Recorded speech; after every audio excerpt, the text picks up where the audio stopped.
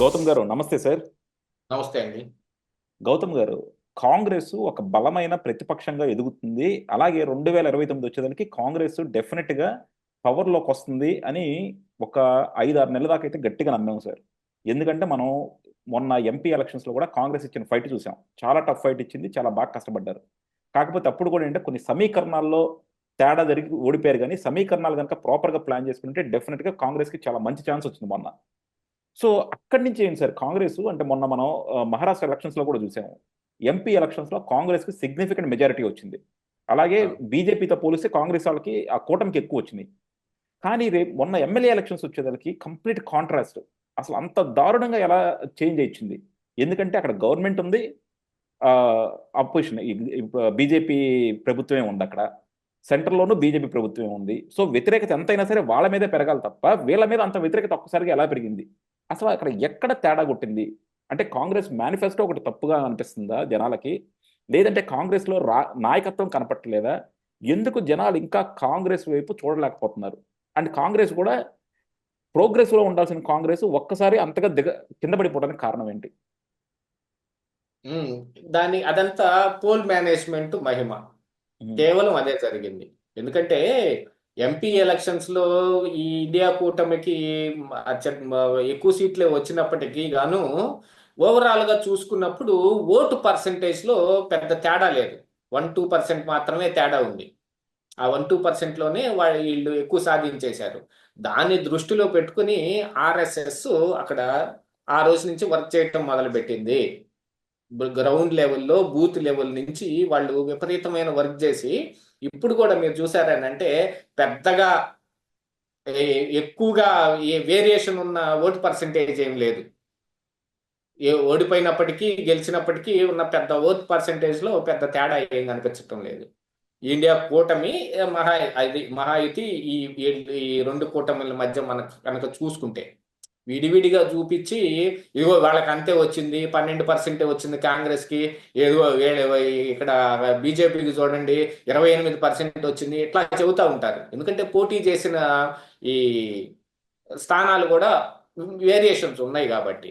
కానీ ఈ ఎంపీ ఎలక్షన్స్‌లో ఇండియా కూటమి ప్రభావాన్ని వాళ్ళు అర్థం చేసుకున్నారు. ఎలక్షనీరింగ్ చేశారు అక్కడ ఖచ్చితంగా. ఈ ఇండియా కూటమి ఏం చేసింది, వీళ్ళు ఈ సాంప్రదాయబద్ధమైన ఎలక్షనీరింగ్ అనే దాంట్లో గాని అదే చెబుతారు చూడండి. ఆ! ఒక కలిపి కొట్టు కావేటి రంగ అన్నట్టు వీళ్ళు ఎప్పుడు ఎలక్షన్ చేసినట్టుగానే పోయారు. కొత్తతనం ఏమి చూపించకుండా ఇందులో. వీళ్ళ ప్రభావం చేయడానికి ఏదైనా పథకాలు పెట్టారు. వీటన్నిటికంటే కూడా booth level engineering most important అనేది మొన్న మహారాష్ట్ర ఎలక్షన్ల ద్వారా తేలింది. మందు కూడా హెక్టిక్‌గా ఏ ఏరియాకి ఆ ఏరియా, ఏ నియోజకవర్గానికి ఆ నియోజకవర్గం ఆర్ఎస్ఎస్ కార్యకర్తలు డూ ఆర్ డై సిట్యుయేషన్‌లో జీనా మరణ అన్నట్టు వాళ్ళు అంత గట్టిగా కృషి చేశారు. దాంతో పాటుగా ఏంటంటే ఆర్ఎస్ఎస్ కూడా మీకు తెలిసిందేగా, మోహన్ భగత్ అదే మహారాష్ట్ర నుంచి నాగపూర్ నుంచి ఉన్న వ్యక్తే. అవును. వాళ్ళు ఈసారి ఎట్టనైనా సరే బీజేపీ ప్రభుత్వం ఇక్కడ నిలబడాలి అనే ఒక కసితో పనిచేశారు. ఓటర్‌ని టర్న్ ఆఫ్ చేసుకోవటంలో, ఓటర్‌ని వాళ్ళని ఈ ఇండియా కూటమి వైపు కాకుండా ఎక్కడెక్కడ ఏ పాకెట్‌ల్లో వాళ్ళ మీద వ్యతిరేకత ఉందో దాన్ని పెంచి పోషించటంలోనూ బాగా గట్టిగా వర్క్ చేశారు.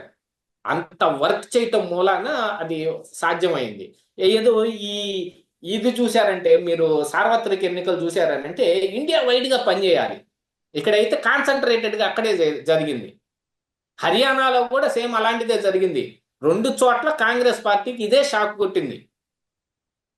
బూత్ లెవెల్ మేనేజ్మెంట్‌లో ఆర్ఎస్ఎస్ గట్టిగా పనిచేసింది. ఆర్ఎస్ఎస్ ప్రభావమే వీళ్ళ గెలుపుకి కారణం. అది మోడీ మాయాజాలం. పవన్ కళ్యాణ్ ఎళ్లి అక్కడ గెలిపిచ్చేసాడు. ఇప్పుడు ఆంధ్రప్రదేశ్ రాష్ట్రంలో కొన్ని ఛానెల్స్ ఉన్నాయి. అసలు బీజేపీది ఏమీ లేదంట అక్కడ. మొత్తం పవన్ కళ్యాణ్ ఎళ్లి ఇట్లా మొత్తాన్ని బీజేపీని గెలిపిచ్చేసాడని చెబుతుంటారు ఇక్కడ. ఈయన ప్రచారం చేసిన ఈ నియోజకవర్గాలు ఎన్నో. ఆడ బీజేపీ గెలిచింది ఎన్నో. అంటే బీజేపీ ఒకటే కాదులే. బీజేపీ, షిండే శివసేన, లేకపోతే అజిత్ పవార్ ఎన్‌సీపీ, వీళ్ళందరూ కలిసి కరెక్ట్గా వర్క్ చేసుకొని ఈ ఆర్ఎస్ఎస్ కార్యకర్తల ప్రభావంతో గెలుపు సాధించుకొని వచ్చారు అంతే తప్ప మోడీ కానీ పవన్ కళ్యాణ్ కానీ ఆడికెళ్ళి పీకింది ఏం లేదు. గ్రౌండ్ లెవెల్ వర్క్ ఎలా ఉంటది అని. ఎందుకంటే ఒక ఆర్గనైజేషన్ లో ఇదంతా కూడా మార్కెటింగ్ టైప్ ఆఫ్ ఇదేనండి. మనకి ఇక్కడ చెబుతారు చూడండి, సోషల్ ఇంజనీరింగ్ చేస్తారు అని. అప్పట్లో జగన్మోహన్ రెడ్డి గెలుపుకి సోషల్ ఇంజనీరింగే కారణం.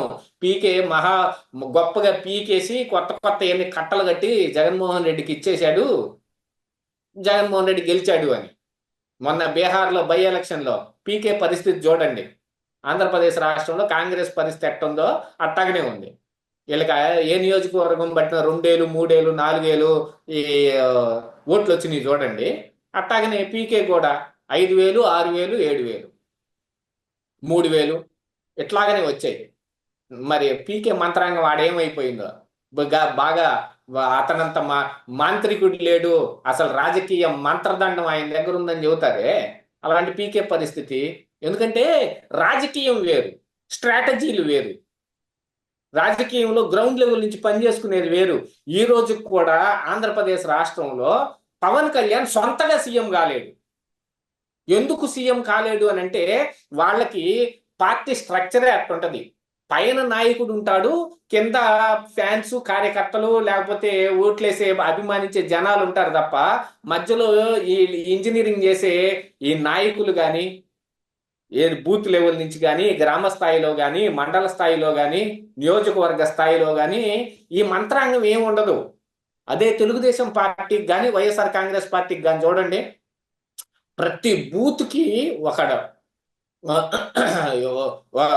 క్లస్టర్ లాంటి వాళ్ళు ఉంటారు. ఆ బూత్ లో ఉన్న ఓట్లు ఎవరెవరి ఉన్నాయో ఆ ఓటర్లు అందరూ వాడికి పేరు పేరునే తెలిసి ఉంటారు. జనసేన పార్టీకి అది ఉండదు. కలిపికొట్టు కావేటి రంగాన్ని పరిగెత్తుకుంటూ పోవటం, పవన్ కళ్యాణ్ ఆడ వారాహి యాత్ర పెట్టాడు అనగానే పరిగెత్తుకుంటూ పోవటం, పవన్ కళ్యాణ్ సీఎం పవన్ కళ్యాణ్ సీఎం అని అరవటం తప్ప బూత్ లో ఎన్ని ఓట్లు ఉంటాయి, ఆ ఓట్లు మొత్తంలో పోలరైజ్ అయ్యే ఓట్లన్నీ ఇదిగో ఇది టీడీపీకి వెళ్తాయా, ఈ వైసీపీకి వెళ్తాయా, ఇది 1 2 అయినా సరే కాంగ్రెస్ ఓటు పడతాయా, న్యూట్రల్ ఓటర్లు ఎంతమంది ఉన్నారు, మనకి ఓటేసే వాళ్ళు ఎంతమంది ఉన్నారు, ఈ ఇంజనీరింగ్ లేనే లేదు. ఇట్లాంటి ఒక దాంట్లో వాళ్ళు ఇంకొంచెం హెక్టిక్ గా పనిచేశారు. మహారాష్ట్రలో ఆర్ఎస్ఎస్ కార్యకర్తలు వెళ్ళి ఇండియా కూటమి అక్కడ పప్పులో కాలేసింది. అసలు ఉద్ధవ్ ఠాకరేను సరిగా చేసుకోలేదు. అసలు మరి శరద్ పవార్ అయితే ఇదే నాకు లాస్ట్ ఎలక్షన్స్ అని చెప్పి ఆయన కొంత తిరిగే ప్రయత్నం చేశాడు. ఏది గ్రామ స్థాయిలో ఉన్న నాయకుడిని కూడా వెళ్ళి కలిశాడు. కానీ ఆ నాయకుడిని కలిసి ఏం ఉపయోగం? ఆయన ఎంత ప్రభావం చూపించగలుగుతాడో అంతే ఉంటది తప్ప బూత్ లెవెల్ ఇంజనీరింగ్ ఒక్కొక్క ఓటు లెక్కేసుకొని మరి ఏపిచ్చారు మరి ఆర్ఎస్ఎస్ కార్యకర్తలు. అందుకనే ఈరోజు వాళ్ళకి ఆ గెలుపు సాధ్యమైంది.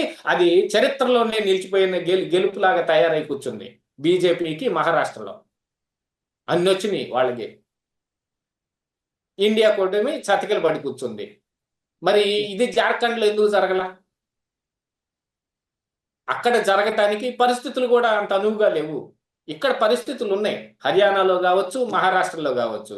జమ్మూ కాశ్మీర్లో ఎందుకు జరగల? వీళ్ళు వెళ్ళి ఇంజనీరింగ్ ఎందుకు చేయలేకపోయారు? అక్కడ పరిస్థితులు వేరుగా ఉన్నాయి. ఇక్కడ అనువైన పరిస్థితులు ఉన్నాయి హర్యానాలోను మహారాష్ట్రలోను. అక్కడ వీళ్ళు గట్టిగా పనిచేస్తే గెలుపు ఖాయమై కూర్చుంది. ఇది మహారాష్ట్ర ఎన్నికల్లో అసలు జరిగిన ఈ మహాయుతి గెలుపుకి అసలు కారణం ఇది. ఈ విషయాన్ని మోడీ మీదనో పవన్ కళ్యాణ్ మీదనో పెట్టకూడదు. అసలు పవన్ కళ్యాణ్ అనే టాపిక్ ఏదో జనసేనానులు వాళ్ళు చెప్పుకోవటమే కానీ చెప్పేసి పవన్ కళ్యాణ్ గారు అక్కడికి వెళ్ళి అంత ఇన్ఫ్లుయెన్స్ చేసి బీజేపీని గెలిపించేటట్టయితే అసలు ఆంధ్రప్రదేశ్లో పొత్తెందుకు పెట్టుకోవటం? మనం ఆ కాంట్రవర్సీలోకి వెళ్ళొద్దు కానీ సార్. అలాగే అసలు తెలంగాణలో ఎందుకు గెలిపించుకోలేరు? జనసేన పోటీ చేసింది కదా మొన్న. కాకపోతే ఇక్కడ అంటే ఏంటి సార్, ఇప్పుడు కాంగ్రెస్ ఇన్ని రోజుల నుంచి ప్రతిపక్షంలో ఉంది. వాళ్ళకి Maharashtra elections do or die situation. ఎందుకంటే బీజేపీకి ఓడిపోయినా పోయిందేం లేదు. బీజేపీ ఓడిపోతే ఏమవుతుంది సార్? అక్కడ ఉన్న సెంటర్లో ఉన్న గవర్నమెంట్ ఏమైనా పోద్దా? ఏమి పోదు. కానీ ఇప్పుడు బీజేపీ మీద వాళ్ళు కొంచెం చూపించాలంటే మాత్రం మహారాష్ట్ర ఎలక్షన్ చాలా కీలకం. అలాంటి దాంట్లో కూడా ఇది ప్రాపర్ స్ట్రాటజీ చేసుకోకుండా, గ్రౌండ్ లెవెల్లో వర్క్ చేసుకోకుండా, క్యాడర్ని మోటివేట్ చేసుకోకుండా గెలవకపోతే ఇంకా అసలు మన ఇండియాకి ఒక ఆల్టర్నేట్ గవర్నమెంట్ ఇంకోటి ఫామ్ చేయగలమన్న ధైర్యం ఉంటుందా సార్? లేకపోతే ఒక మొనోపొలిలో వెళ్ళిపోతున్నామా మనం ఇప్పుడు బీజేపీతో? యాక్చువల్గా ఇప్పుడున్న పరిస్థితి ప్రకారం అయితే మోనోపొలీలోకి వెళ్తామేమో అనే అనుమానాలే ఉన్నాయి. ఎందుకంటే ఇండియా కూటమిలో అందున కాంగ్రెస్ పార్టీయే తీసుకుందామండి. మిగతా వాళ్ళంటే అవకాశవాదులు. ఉమ్, అందులో అరవింద్ కేజ్రీవాల్ కానీ, మమతా బెనర్జీ కానీ, లేకపోతే తన దాకా వస్తే స్టాలిన్ కానీ, ఇట్లాంటి వీళ్ళందరూ ఎప్పుడు ఉంటారో ఎప్పుడు పోతారో ఎవరు చెప్పలేరు. ఇక ఉద్ధవ్ ఠాక్రే మరి ఆయన ఏం వర్క్ చేసుకున్నాడో ఏం అర్థం కావటం లేదు మరి మహారాష్ట్రలో. అంటే వీళ్ళకి ఎంపీ సీట్లు ఎక్కువ వచ్చేటప్పటికి గెలుపు ఖాయం. హర్యానాలో కూడా ఇది వీళ్ళు ఓవర్ ఎక్స్పెక్టేషన్ చేసి వర్క్ చేయటం మానేశారు. ఇక్కడ ఖచ్చితంగా ఆ కథ గుర్తు చేసుకోవాల్సిందే. కుందేలు తాబేలు రేస్ ఒకటి ఉంటుంది చూడండి. అలా కుందేలు లాగా కాంగ్రెస్ పార్టీ ఘోరపరాజయం చెందింది. ఓవర్ కాన్ఫిడెన్స్, మేమే ఖచ్చితంగా గెలుస్తాం, మాకు ఇక్కడ ఎంపీ సీట్లు కూడా బాగా గట్టిగా వచ్చినాయి అనే ఓవర్ కాన్ఫిడెన్స్, బూత్ లెవెల్లో వర్క్ చేసుకోకపోవటం, ఇందున కాంగ్రెస్ పార్టీలో సరైన దిశానిర్దేశం చేయగలిగిన వాళ్ళు తక్కువగా ఉండటం. ఇప్పుడు నానా పార్టీలో ఆయన మరి పిసిసి ప్రెసిడెంట్ గా రాజీనామా చేశాడు ఇప్పుడు మహారాష్ట్రలో ఈ ఎన్నికల్లో ఓడిపోయిన దానికి. మరి ఆయన ఏం వర్క్ చేశాడో ఏం కనపట్టలేదు.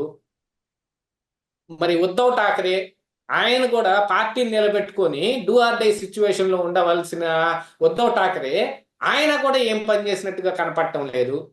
మనం అందరం కలిసి తలా కొన్ని సీట్లు పంచుకున్నాం, మనకి ఎంపీ అప్పుడు మనకి మంచి మెజారిటీ వచ్చింది, దాంతో పోల్చుకుంటే ఇంకా అధికారం మందే అనే ఓవర్ కాన్ఫిడెన్స్ ఒకటి బిల్డ్ అయిపోయింది వాళ్ళల్లో. హర్యానాలో కూడా అంతే, సగం సగం సీట్లేగా కొట్టుకుంది. అందున ఇప్పుడు మనకి అధికారం దక్కేటట్టుంది అనే సంకేతం కూడా ఉంది వాళ్ళకి. దాంతో వాళ్ళు వర్కింగ్ మానేశారు. పైనుంచి కూడా రాహుల్ గాంధీ ఏమి దిశానిర్దేశం చేస్తున్నాడు అనేది ఇంకా అంతు పట్టట్లేదు. ఆయనకి పూర్తిగా రాజకీయం ఈ ఎలక్షనీరింగ్ అనేది ఉంది చూడండి. బాగా మాట్లాడుతున్నాడు, బాగా పార్లమెంటులో విపక్షంలో కూర్చొని మంచి ధీటైన వ్యక్తిలాగా మోడీని ఢీ కొడుతున్నాడు. ఇదంతా బాగానే ఉంది, ఇదొక్కటే సరిపోదు కదా. ఈ ఎలక్షనీరింగ్ అనే దాని మీద ఇంకా రాహుల్ గాంధీకి పట్టు వచ్చినట్టుగా కనపడటం లేదు. ఆ పట్టున్న నాయకులు, పెద్ద పెద్ద నాయకులు ఎవరైతే ఉన్నారో మరి వయసు అయిపోయి ఇంట్లో ఉండిపోవటమో, లేకపోతే వాళ్ళ దగ్గర నుంచి సరైన రెస్పాన్స్ రాకపోవటమో, లేకపోతే అసలు వీళ్ళే కాంటాక్ట్ చేయకపోవటమో. మనం కూటమిలో ఉన్నాం కదా, వాళ్ళు చేస్తారని వీళ్ళు, వీళ్ళు చేస్తారని వాళ్ళు, వాళ్ళు చేస్తారని వీళ్ళు, మొత్తం అందరూ మానేసినట్టున్నారు. అందుకని కుందేలులాగా ఓడిపోతే వీళ్ళేమో ఒక్కొక్క ఓటు కూడగట్టుకుంటా తాబేలులాగా విజయం సాధించినట్టు అయిపోయింది. ఇంకా ఆ దెబ్బకి ఏమైంది, వాళ్ళ ఆత్మస్థైర్యం కోల్పోతారు. దాదాపుగా ఇప్పుడున్న పరిస్థితులు లాంటివి ఉంటే మళ్ళీ 29లో కూడా తిరిగి బీజేపీయే అధికారంలోకి వచ్చినా కూడా ఆశ్చర్యం లేదు, వీళ్ళు ఇదే పండాలో గనక ఉంటే. ఎందుకంటే వాళ్ళు సౌత్ లో కూడా విస్తరించడానికి అనేక రకాలైన పథకాలతో వస్తున్నారు. ఇక్కడ ఆంధ్రప్రదేశ్ రాష్ట్రంలో బలమైన పార్టీతో కూటమి కట్టుకున్నారు. ఆయన ఏదన్నా వాళ్ళు చేసి పొమ్మనకుండా పొగబెడితే బయటికి వెళ్ళటమే తప్ప చంద్రబాబు నాయుడు కూటమిలోంచి ఏ రోజున బయటికి రాడు. తెలంగాణలో నయానో భయానో బెదిరించో భయపెట్టో బతిమిలాడో ఈ బీఆర్ఎస్ పార్టీని దగ్గరకు చేర్చుకునే ప్రయత్నాలు చేస్తా ఉన్నారు. అందుకనే ఒక్క ఎంపీ సీటు కూడా తెలంగాణలో రాలేదు బీఆర్ఎస్ పార్టీకి, మొత్తం బీజేపీకి చేశారని తెలంగాణ మొత్తం కోడైకి వస్తా ఉంది. బీఆర్ఎస్ కు ఒక్క ఎంపీ సీటు కూడా రాకపోవటానికి కారణం బీజేపీకి వీళ్ళన్నీ అప్పచెప్పి కూర్చున్నారు అని. అంటే ఆడ మేళాకత్తి కనపడతా ఉంది. కర్ణాటకలో ఎటును వాళ్ళ ప్రభావం చూపిస్తానే ఉన్నారు. అక్కడ మరి సిద్ధరామయ్య మీద వచ్చే గొడవ కావచ్చు, ఈ కాంగ్రెస్ పార్టీలోనే ఉన్న గొడవ ఏదైతే ఉందో దాన్ని ఇంకొంచెం పెంచి పోషిస్తారు. ఎందుకంటే డికే శివకుమార్ను కూడా ప్రధానమంత్రి కలిసి మాట్లాడతాడు ఏ అవసరమైనప్పుడు. ఇంకా అవసరమైతే రేవంత్ రెడ్డికి ఏమన్నా కావాలన్నా కూడా చేసి పెట్టేటట్టుగా ఉంది ఈ రోజున పరిస్థితి కేంద్రంలో బీజేపీ. అలాగా వాళ్ళని సప్రెస్ చేస్తున్నారు అనుకోండి, మళ్ళీ నెక్స్ట్ టర్మ్ కూడా గెలవకి ఏం చేస్తారు? పరిస్థితులు ప్రస్తుతం ఉన్న పరిస్థితుల ప్రకారంగా అంచనా వేసి ఇది ఇలాగనే కొనసాగితే మళ్ళీ బీజేపీ అధికారంలోకి వస్తుంది అనే పరిస్థితులే ఉన్నాయి ఈ రోజున.